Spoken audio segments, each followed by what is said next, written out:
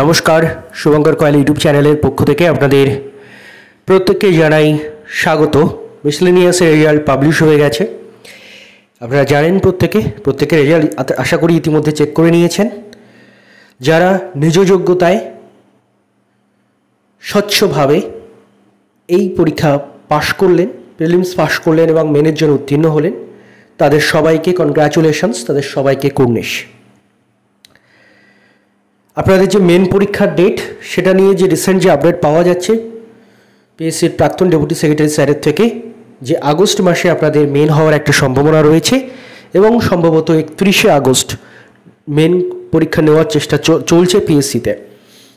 তো যারা স্বযোগ্যতায় পাশ করেছেন তাদেরকে আবারও বলছি, আপনাদের মেন পরীক্ষা হওয়ার সম্ভাবনা রয়েছে 31শে আগস্ট। সেভাবে খুব ভালো করে মেনের জন্য প্রিপারেশন নিন, কারণ আপনাদের সামনে কিন্তু মেন পরীক্ষা নামক অগ্নি পরীক্ষা রয়েছে, তার জন্য নিজেদের প্রিপেয়ার করুন। এবার বহুজনের প্রশ্ন যে পিএসসি মিসলেনিয়াসের কাট অফটা কি আদৌ যুক্তিযুক্ত, যেটা নিয়ে আমি গতকালই বলেছিলাম এবং তার পিছনে অনেকে অনেক লজিক দিয়েছেন। তাদের কথা অনুযায়ী, অনেকের কিছু জনের কথা অনুযায়ী যে এই কাট অফটা সঠিক কাট অফ, যুক্তিযুক্ত কাট অফ। তাদের বিভিন্ন যুক্তি রয়েছে। প্রথমত তাদের যুক্তি, স্টুডেন্টরা খুব পড়াশুনো করছে ইদানিং, তারা সিজিএলের প্রিপারেশন নিচ্ছে, সিজিএল থেকে শুরু করে আরও ব্যাঙ্কিংয়ের প্রিপারেশন নিচ্ছে, সিজিএলের প্রিপারেশন নিচ্ছে, ইত্যাদি প্রিপারেশন নিচ্ছে, যার ফলে কাট অফটা বেড়েছে।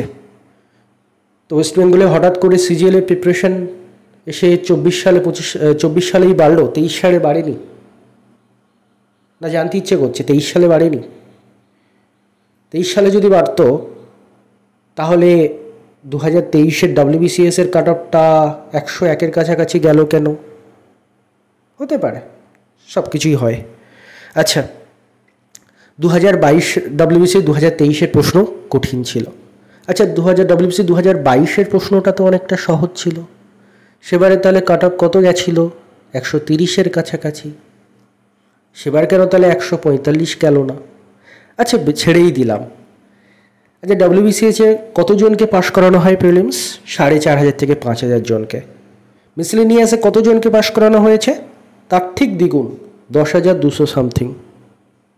তাহলেও কাট অফটা 145 গেল। না, লজিক্যালি বুঝতে পারছি না। আপনাদের কাছে আমি জানতে চাইছি, লজিক্যালি বুঝতে পারছি না। আপনারা যে লজিকগুলো দিচ্ছেন না, সেই লজিকগুলো বুঝতে পারছেন। আচ্ছা, হঠাৎ করে ওয়েস্ট বেঙ্গলের ছেলেমেয়েরা সিজিএলের প্রিপারেশন নিচ্ছে, ইউপিএসসি প্রিপারেশন নিচ্ছে। আচ্ছা, অন্য অন্য রাজ্যের তুলনায় ওয়েস্ট বেঙ্গলের সিজিএলের সিলেকশন রেট, ইউপিএসসিতে সিলেকশন রেট একটু গিয়ে চেক করবেন নাকি? করুন না, একবার চেক করে দেখুন না। আমরা সিজিএলে ইউপিএসসিতে কতটা এগিয়ে আছি অন্যান্য রাজ্যের থেকে। বিহারের থেকে কতটা এগিয়ে আছি, যেখানকার লিটারেসি রেট খুব খারাপ, সেই বিহারের থেকে কতটা এগিয়ে আছি আমরা। বা বিহার ছেড়ে দিন, যে কোনো রাজ্য বা টপ রাজ্যগুলোর মধ্যে দেখুন যে সেন্ট্রাল গভর্নমেন্টের সিজিএল বলুন, ইউপিএসসি বলুন ইত্যাদিতে আমাদের বাঙালিরা কত পার্সেন্ট চাকরি বর্তমানে পাচ্ছে এবং আগে কত পার্সেন্ট পেত, কত পার্সেন্ট তাদের বৃদ্ধি পেয়েছে। দেখুন, একটু দেখুন, চেক করে দেখবেন। লজিকগুলো ঠিকঠাক লাগছে না, এটাই আমি বলতে চাইছি। আমি বলছি না যে মানে অন্য কিছু বলছি না, মানে আপনারা যেটা শুনতে চাইছেন সেটা বলছি না, সেটা আপনারাই মনে মনে বলুন। সেটা আমাকে দিয়ে সোশ্যাল মিডিয়ায় বলাবেন না, ইউটিউবের মতো পাবলিক প্ল্যাটফর্মে বলাবেন না, সেটা আপনারা নিজে নিজে মুখে মুখে বলুন। কিন্তু কথা হচ্ছে লজিকগুলো ঠিক খাটছে না। যেখানে WBCS-এর ক্ষেত্রে প্রশ্ন কঠিন হলে 101-এ কাট অফ চলে যায়, প্রশ্ন সহজ হলে 130-এ কাট অফ চলে যায়, কিন্তু সেখানে মিসলেনিয়াসের প্রায় অর্ধেক সংখ্যক ক্যান্ডিডেটকে পাশ করানো হয়, 5,000-এর কাছাকাছিই পাশ করানো হয়, কোনোবার তার থেকে সামান্য কম, কোনোবার তার থেকে সামান্য বেশি। সেখানে মিসলেনিয়াসের 10,000-এর বেশি সংখ্যক ক্যান্ডিডেটকে পাশ করানোর পরও কাট অফ 145 হয়ে গেল। সেটা অবশ্যই ভাববার বিষয়, অবশ্যই ভাবনা আসে মাথায় সেটা নিয়েছে। এবং কতজনের যে স্বপ্নভঙ্গ হয়েছে সেটা আশা করি মানে যাদের সাথে এটা হয়েছে তারা ছাড়া অন্য কেউ আশা করি বুঝতে পারবেন না জিনিসটা। তো এটাই বলার আর কি, মানে কি বলতে পারবো, মানে কোনো প্রুফ ছাড়া তো কোনো কথা বলা যায় না, এবং সেরকম কাঁচা কথা বলার লোক আমি নই। তো সেখানে আমার অন্য কিছু বলার নেই। তবে লজিকগুলো না ঠিক খাটছে না, আবারও বলছি লজিকগুলো না ঠিক খাটছে না। সেই মান্নাদের একটা গান আছে না, এই দুনিয়ায় ভাই সবই হয়, সব সত্যি সব সত্যি, ঘুরিয়েই দুনিয়ার লাট্টু ভগবান হারিয়েছেন লত্তি, ঠিক ব্যাপারটা সেরকম দাঁড়িয়ে গেছে। যাকে যারা জেনুইনলি নিজ যোগ্যতায় পাশ করেছেন এমন বহুজনকে আমি চিনি যারা অবশ্যই নিজ যোগ্যতায় বাস করেছেন, এবং হয়তো প্রত্যেকে অর্থাৎ সবাই নিজ যোগ্যতায় বাস করেছেন। আমার ডাউট ক্রিয়েট করা, আমার উইদাউট প্রুফ কারোর প্রতি ডাউট ক্রিয়েট করার আমার কোনো অধিকারই নেই। তো তাদের সবাইকে কনগ্রাচুলেশনস, এবং আপনাদের সবাইয়ের জন্য জানাচ্ছি যে মিসলেনিয়াস মেন এক্সাম হতে পারে সম্ভবত 31শে আগস্ট, সরি অক্টোবর যদি মাঝখানে ভুল করে কোথাও বলে ফেলে থাকি আমি, হয়তো স্লিপ অফ টাং হয়ে গেছে। 31শে আগস্ট 31শে আগস্ট 3বার রিপিট করে দিলাম, ঠিক আছে? এই 31শে আগস্ট হওয়ার একটা চেষ্টা চলছে। এবার বহুজনের প্রশ্ন, ক্লার্কশিপের রেজাল্ট কবে প্রকাশিত হবে? অনেক বাকি ক্লার্কশিপের রেজাল্ট, আর ক্লার্কশিপ অনেক ভ্যাকান্সি রয়েছে, আমরা সবাই অনেক আশার আলো দেখি ক্লার্কশিপ নিয়ে, কিন্তু মিসলেনিয়াসের কাট অফ দেখার পর ক্লার্কশিপেও যে একটা হতাশা তৈরি, এখন থেকে হতাশা মনে দানা বাঁধছে না, তার কি গ্যারান্টি রয়েছে? সেখানেও যদি সেই মহাভারতের শকুনির মতো কেউ পাশা খেলে দিয়ে বলেন যে সেই কী যেন একটা ডায়লগটা রয়েছে, ভুলে গেছি, যাই হোক ডায়লগটা ওদের এরকম ছিল যে মেরে বচ্চো